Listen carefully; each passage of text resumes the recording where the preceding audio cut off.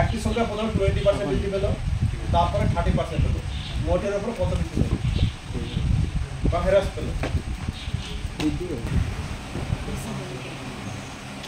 ভালো করে পড়াশোনা করতে হবে বা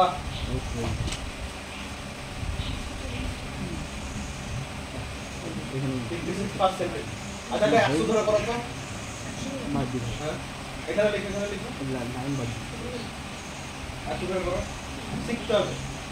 আগে লিখো, লিখো কি করবে লিখো, এখানে কি করবে লিখবে এখানে, এখানে 20% করবে না 30% করবে? 102টা কি হলো? 20%। এখানে 20% লিখো, দেখো দেখো দেখো শিখো কি করছো, করবে করো করো করো।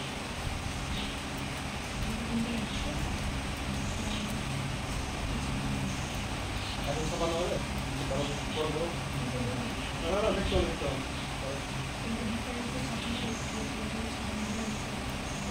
আমি এটা বলছি না, আর একটা শুধু 100 ধরো, প্রথমে 100 ধরো।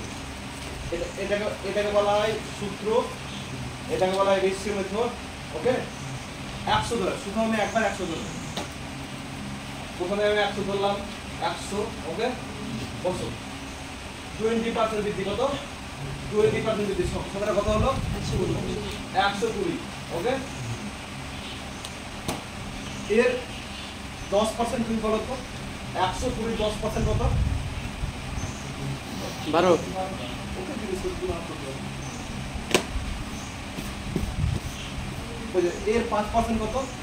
যাকে জিজ্ঞেস করবো, বাংলা শোনো, বাংলা বুঝো, বাংলা কথায় যাকে জিজ্ঞেস করবো সেই কাজটি বলবো। ওকে বললো কি বলবো না, তুমি বলে দিলে তো হবে না। এর 5% কত বলো তো?